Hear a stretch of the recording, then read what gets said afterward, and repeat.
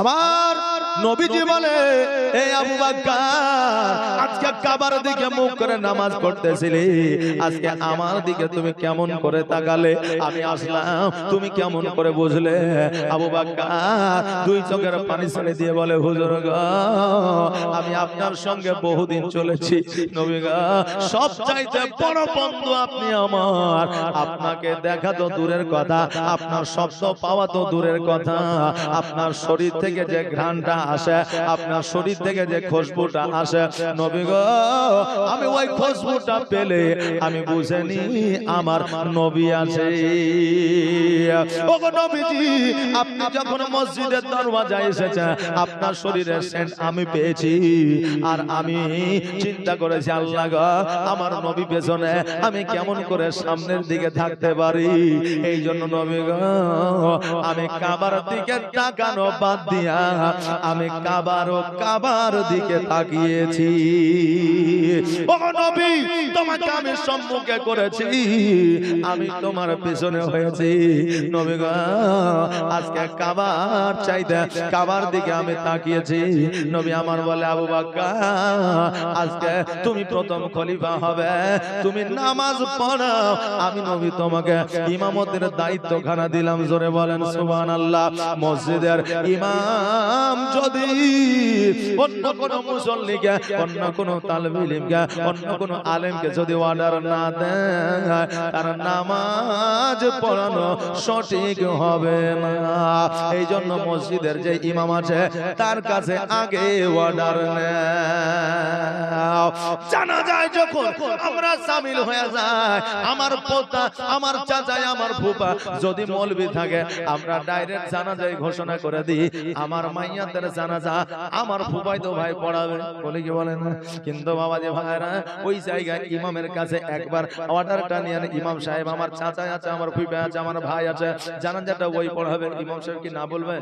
না বলবে?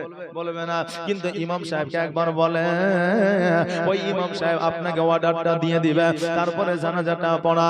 ও বাবাজি ভাইরা, ইমামের অর্ডারের দরকার আছে, ইমামের অর্ডার লাগবে, ইমামের অনুমতি লাগবে। ও বাবাজি ভাইরা, যেটা আমি বলছিলাম, নবী আমার বললে, আবু বকর, আজকে তোমাকে আমি অর্ডার দিয়ে দিলাম, তুমি নামাজ পড়াবে। আমার নবীজি 63 বছর জীবন যাপন করিয়া একদিন এই জগৎ থেকে পর জগৎ গমন করলে, দুনিয়া থেকে শুধুমাত্র পর্দা নিলে। আমার নবীজি এখনো পর্যন্ত জিন্দা, কিয়ামত পর্যন্ত জিন্দা। জোরে বলেন সুবহানাল্লাহ। আমরা আহলে সুন্নাত ওয়াল জামাতের মানুষ, আমরা নবীকে জিন্দা মানি, আমরা নবীজিকে মুর্দা মানি না। আমরা নবীজিকে এখনো পর্যন্ত জানি। নবী আমার মদিনায় রওজা বসিয়া বসিয়া আমাদের দরুদ গুলা শুনতেছে। জোরে বলেন সুবহানাল্লাহ। আর আমার মদিনায় নিবানি দয়ার নবী গো, আমার মদিনায় নিবানি। জোরে বলেন না সুবহানাল্লাহ। কে কে মদিনা যেতে চান একবার হাত উঠিয়ে বলেন, ইয়া রাসূলুল্লাহ। মদিনাকে 4-5 জন যেতে চায়, আপনারা চান না? জি, মদিনায় গেলে জীবন ধন্য হয়ে যায়, জীবনের গুনাহ খাতা maaf হয়ে যায়। আল্লাহ বলে আবার শৈশবকালের শিশু বানিয়ে দিয়ে। জোরে বলেন সুবহানাল্লাহ। একবার হাত উঠিয়ে বলেন না, ইয়া রাসূলুল্লাহ। আর আমার মদিনায় নিবানি দয়ার নবী গো, আমার মদিনায় নিবানি, আমার মদিনায় নিবানি। আর আমার মদিনায় নিবানি দয়ার নবী গো, আমার মদিনায় নিবানি। নবীজি আমার পাগল বানায়া আজ মদিনায় লুকায়া, আমার পাগল বানায়া আজ মদিনায় লুকায়া, অন্তরে মদিনার পুরানি নবী, অন্তরে মদিনার পুরানি দয়ার নবী গো, আমার মদিনায় নিবানি। তুমি আমার মদিনায় নিবানি দয়ার নবী গো, আমার মদিনায় নিবানি, আমার মদিনায়, আমার মদিনায় নিবানি দয়ার নবী গো আমার মদিনায় নিবানি। নবী আমার এই জগৎ থেকে যখন আড়াল হয়ে গেলেন, হযরত বেলাল রাদিয়াল্লাহু তাআলা আনহু যেন পাগল হয়ে গেলেন। শুধু বেলাল নয় রে বাবা, যত সাহাবায়ে কেরামগণ ছিল, যত আমার নবীর প্রেমিক ছিল, সবাই যেন খাওয়া দাওয়া বন্ধ করে দিল, নামাজ বন্ধ করে দিল, রোজা বন্ধ করে দিল, আযান পর্যন্ত বন্ধ হয়ে গেল। আমার নবীজি যখন আড়াল হয়ে গেল, মদিনাতুল মুনাওয়ারায় রওজা মুবারকে যখন শুয়ে গেল, একদিন দুই দিন চার দিন পাঁচ দিন অতিবাহিত হয়ে যায়। বাবারে, কারো বাড়িতে রান্না হয় না, কারো বাড়িতে যেন খাবার হয় না, একটা বাচ্চা বাচ্চা পর্যন্ত নবীর শোকে মায়ের দুগ্ধ পর্যন্ত পান করে না। 7 দিন পর্যন্ত মদিনাতুল মুনাওয়ারায় আযান হয় না, নামাজ হয় না, রোজা হয় না। সবাই যেন নবী নবী বলে কান্দে রে, সবাই নবী নবী করে কান্দে। আর যেন পাড়ায় পাড়ায় ঘরে মসজিদে একবার উকি মেরে দেখে, নবীর বাড়িতে একবার উকি মেরে দেখে, কিন্তু নবী নাই, নবী না। বেলাল যেন পাগল পারা হইয়া, বেলাল পাগল হয়ে গেছে, নবী নবী করে। এইদিকে ইমাম হাসান হোসাইন রাদিয়াল্লাহু তাআলা আনহু চিন্তা করে, আল্লাহ গো, আজকে মসজিদে আযান হয় নাই, নামাজ হয় নাই। যেই নবী মেরাজের রাত্রিতে আমাদের জন্য নামাজ নিয়ে আসলো, রোজা নিয়ে আসলো উম্মতের ভালোর জন্য, আজকে ওই নামাজ রোজা যদি না হয়, একদিন এমন একটা সময় আসবে যে সময় মানুষ নামাজও পড়বে না, মসজিদে আযানও দিবে না। কারণ একটা জিনিস চালু থেকে যদি বন্ধ হয়ে যায়, ওইটা চালু করতে অসুবিধা হয়ে যায়, হয় না? হয় না? কারণ এখন অনেক মতভেদ তৈরি হয়ে যায়। কেউ বলছে মসজিদের ভিতরে সানি আযান হবে না, বলছে কেউ বাইরে হবে, কেউ বলছে কবরে দোয়া আছে, কেউ বলছে নাই, কেউ বলছে কবরে আযান আছে, কেউ বলছে নাই, কেউ বলছে জানাজায় দোয়া আছে, কেউ বলছে না। আমাদের মধ্যে এত মতভেদ, যেই মতভেদ আর দ্বিতীয় কোন ধর্মে না। ও বাবাজি ভাইরা, ওইদিকে না যাইয়া আসেন একটু আলোচনায় যায়।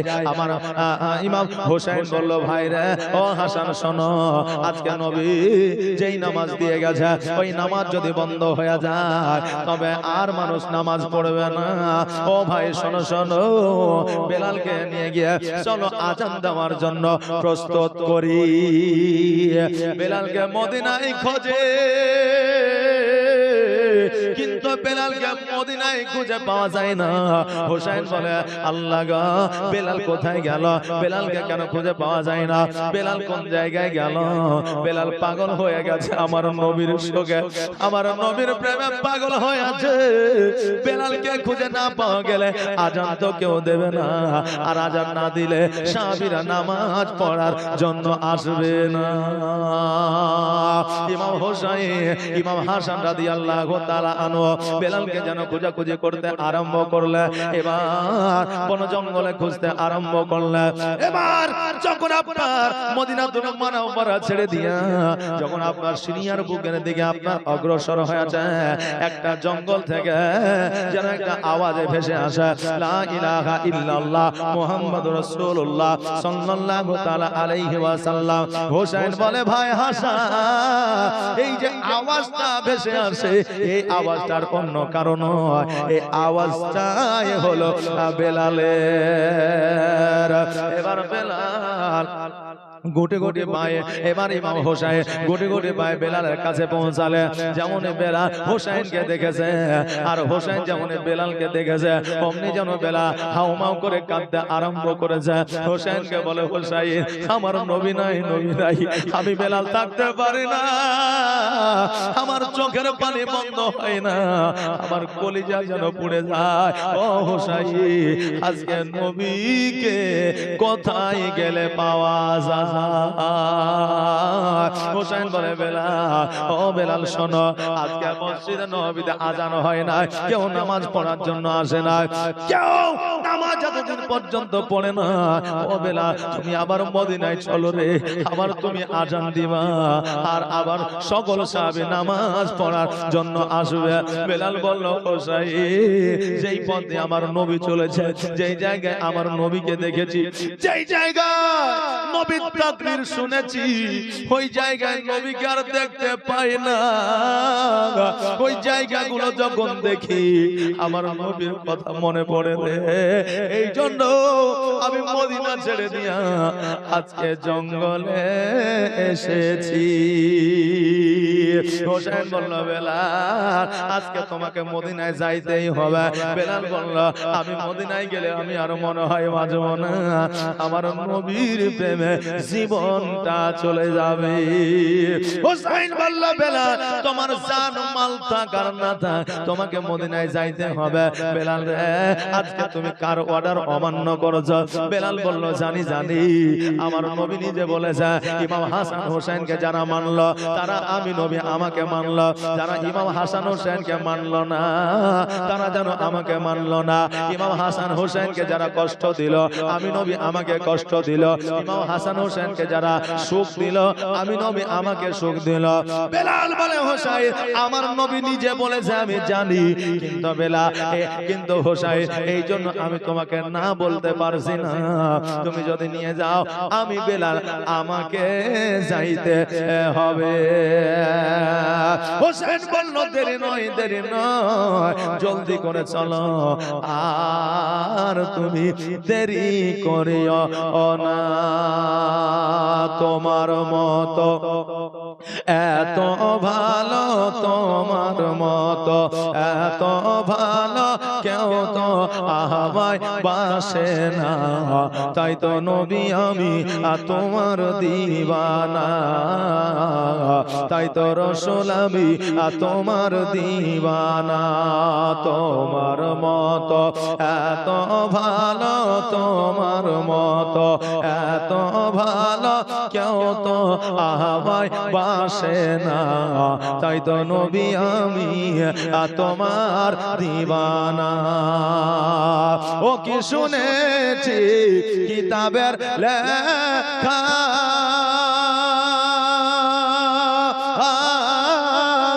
নবী ছাড়াই আমার জীবন থাকা গো।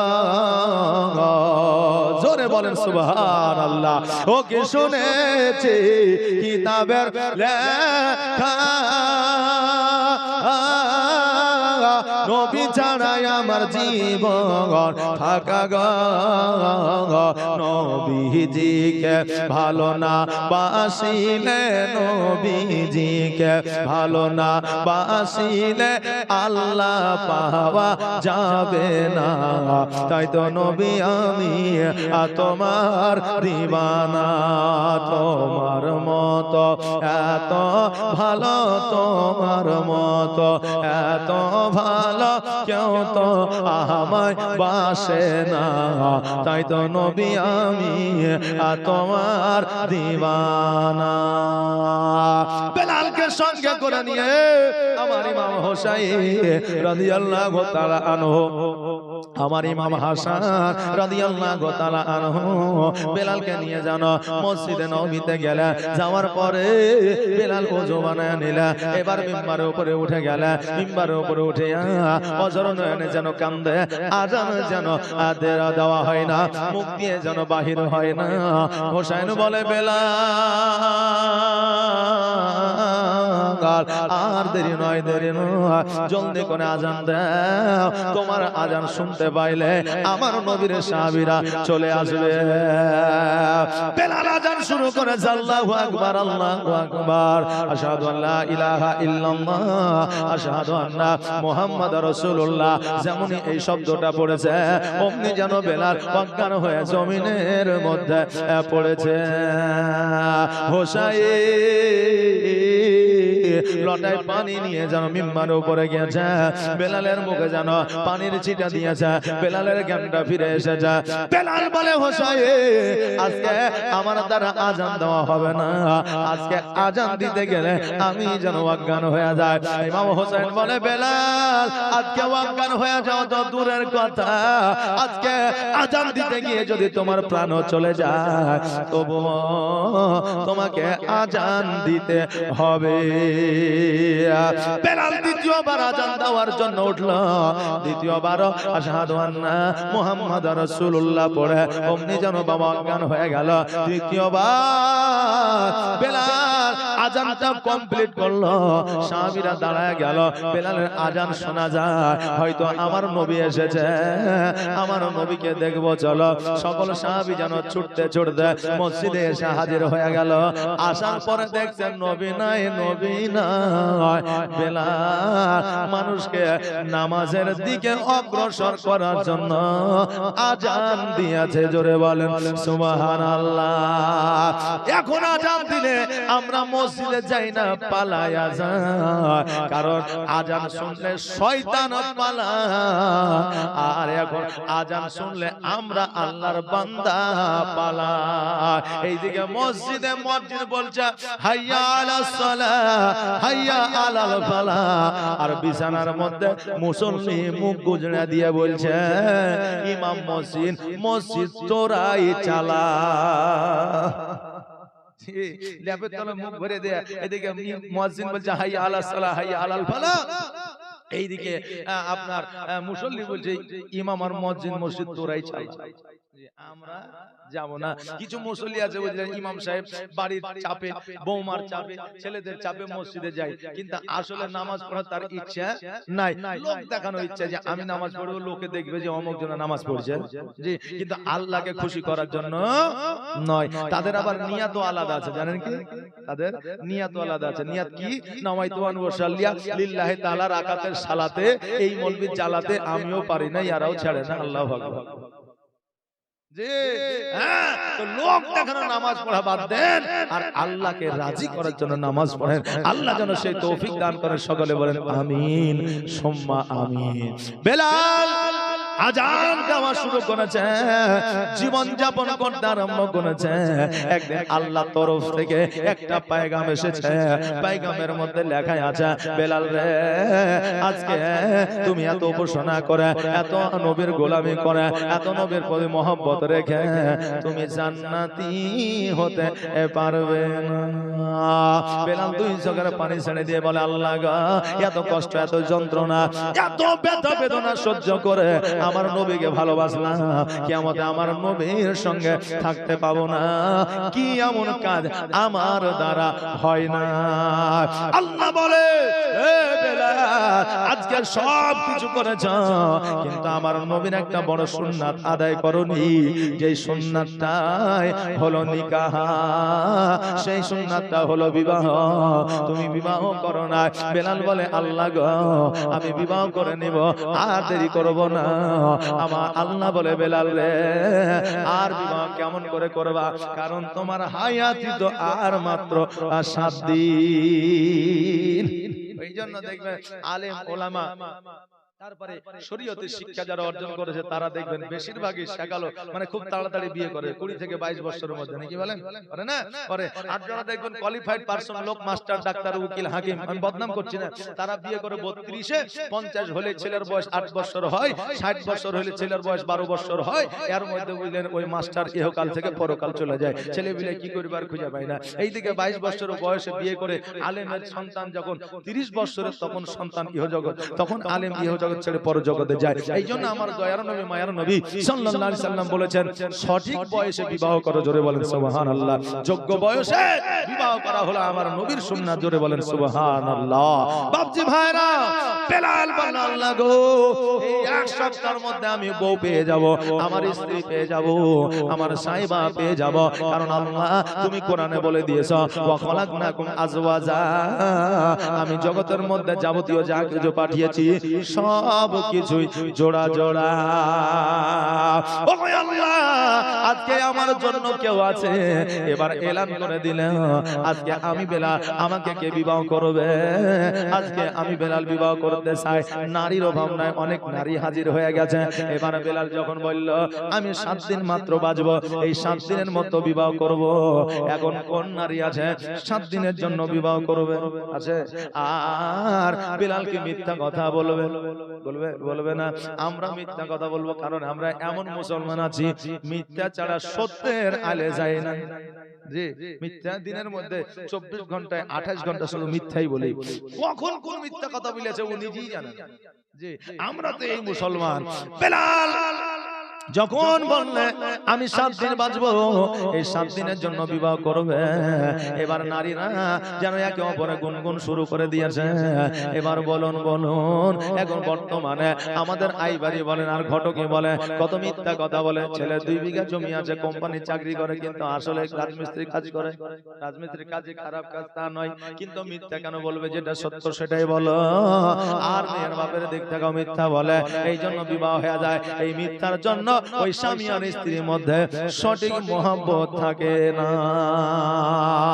বেলাল যখন এই কথা বলল, এবার সবাই যেন চলে গেল।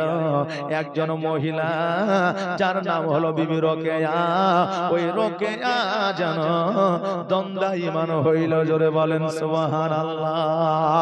বেলাল বলে, ও মহিলা, আজকে সবাই চলে গেল, তুমি দাঁড়িয়ে আছো, কারণটা কি? বিবি রোকেয়া বলল, আমি আপনাকে বিবাহ করতে চাই। বলে, আমাকে যে তুমি বিবাহ করবে, আমি তো 7 দিন বাঁচবো। বলো তুমি কেন আমাকে বিবাহ করতে চাও? আজকে সব মেয়েরা আপনার খেপি হয় না, সব মেয়েরাই অল্প বুদ্ধির হয় না, সব মেয়েদের বুদ্ধি কম থাকে না। এখন মায়েদের বুদ্ধি আরো বেশি বেড়ে গেছে, কারণ লক্ষ্মী ভান্ডারের টাকা পেয়েছে। কারণ হইল টাকা যার বুদ্ধিও তার। কি বলে? এখন মায়েদেরকে কমা ভাবিয়েন না। মা শুইতে গেলে সিরিয়াল, উঠতে গেলে সিরিয়াল, বসতে গেলে সিরিয়াল, রান্না করতে গেলে সিরিয়াল। একজন মা রান্না করছে আর সিরিয়াল দেখছে। এবার সিরিয়াল দেখতে দেখতে ভাত ভিতরে লেগে গেছে, পুড়ে গেছে, বুঝলেন না? ভাত পুড়ে গেছে, চিন্তা করছে স্বামী মাঠে থেকে আসবে আর পুড়া ভাত যদি দেখে তো আমাকে মারবে। এমনও স্বামী আছে স্ত্রীকে মারে, কি মারে না? মারে তো, কিন্তু স্ত্রীদের মারা যাবে না। যে স্ত্রীকে মারে আল্লাহর ফেরেশতারা পর্যন্ত ওই বান্দার জন্য বরদোয়া করে। জোরে বলেন সুবহানাল্লাহ। ও বাবাজি, এখন আমার মায়েরাও চালাক। এবার বাবা ভাতটা যখন পুড়ে গেছে, বলছে ভাতটা ফেললেও তো দোষ, না ফেললেও দোষ, আল্লাহ গুনাহ দিবে, অতএব ভাত ফেলা যাবে না। পুরা ভাত কি মার পাশে রেখে দিয়েছে। স্বামী মাঠে থেকে এসে এবার খেতে বসেছে, বসে বলছে, বিবি রে, ভাত গিলে পুরা পুরা গন্ধ করছে, কারণ কি? তখন স্ত্রী বলছে, তুমি খ্যাপা, পাগলা, মূর্খ থেকে গেলে তো সারা জীবনই থেকে গেলে একটু শিক্ষিত হইতে পারলে। এখন স্বামী বলছে, শিক্ষিত মানে কেমন শিক্ষিত? বলে, এই ভাতগুলোকে তুমি পুরা পুরা বলছো, ভাতগুলো কি পুরা পুরা আছে? তো বলছে, পুরা পুরাতে আছে, পুরা পুরা বন্ধ করছে। বলছে, তুমি এই ভাতের খবর জানো না? তান্দুরি রুটি খেয়েছো? বলে, খেয়েছি। কত খেলাম জলঙ্গি বাজারে, কত খেলাম বহরমপুর বাজারে। তো তান্দুরি রুটি পুরা পুরা বন্ধ করে না? বলছে, করে। তো আমি তান্দুরি রুটি তোমাকে খাইয়ে তুমি খেয়েছো, আজকে তান্দুরি রাইস খেলাম, আজকে তান্দুরি ভাত খেলাম, আর এই তান্দুরি ভাত আমি বানিয়েছি বলে পুরো পুরো গন্ধ করছে। এখন স্বামী দেখছে, তাই তো রে, বিবি এত কষ্ট করে তান্দুরি রাইস বানিয়েছে, খেলি। জি সুবহানাল্লাহ। আমার মায়েদেরকে এখন ভাবিয়েন না তাদের বুদ্ধি কম, আমার মায়েদেরও বুদ্ধি আছে। কারণ আমার নবীজি যখন ইসলামের প্রচার প্রসার করতে যাইতেন, আমার হযরত খাদিজাতুল কুবরা রাদিয়াল্লাহু তাআলা আনহার কাছে বুদ্ধি নিতেন, আর যেদিন খাদিজার কাছে বুদ্ধি নিতেন, সেই দিন আমার নবীজি যুদ্ধে জয়লাভ করতেন। জোরে বলেন সুবহানাল্লাহ।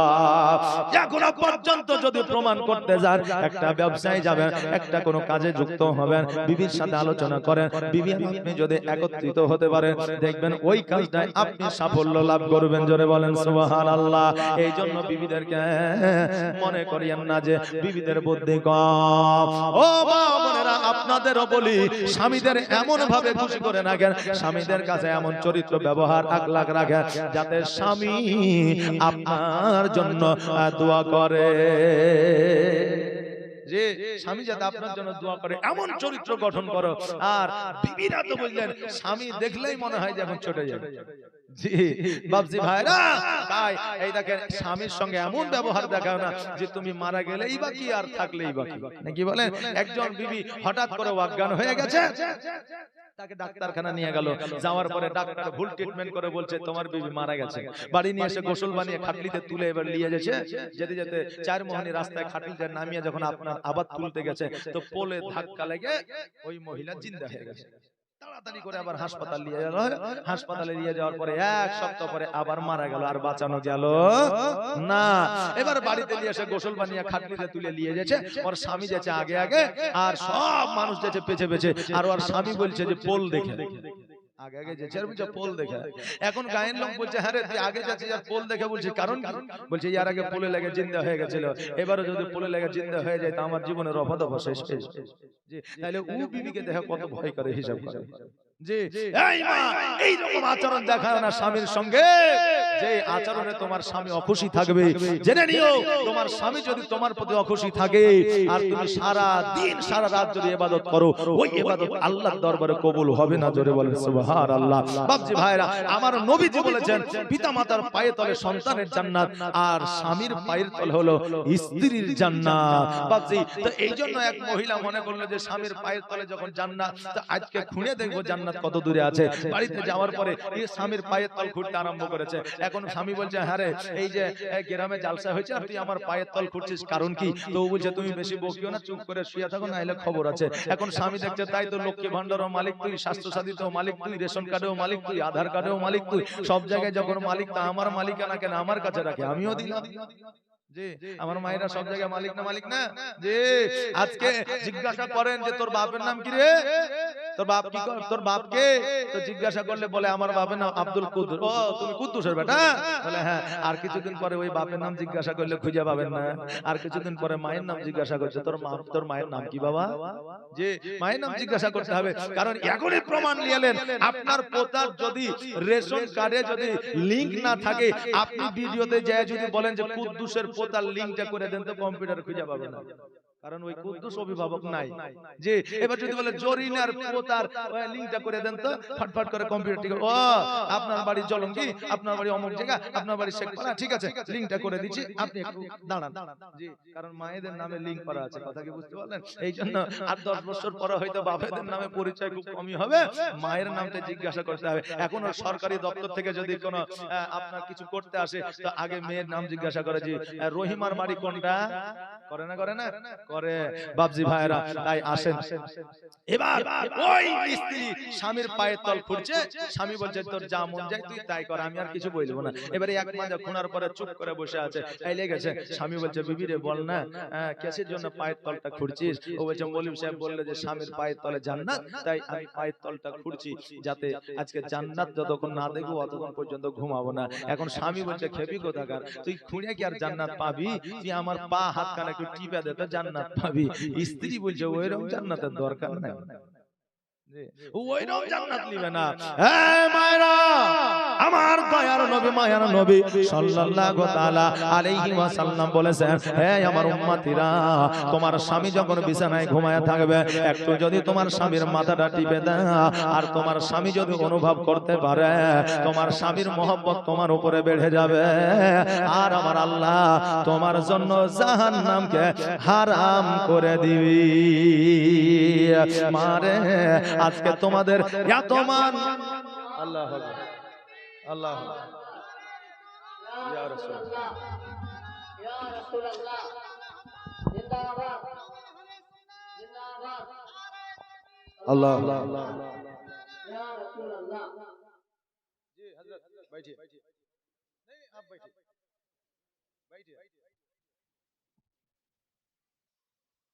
একবার দরুদ পড়ুন, আল্লাহুম্মা সাল্লি আলা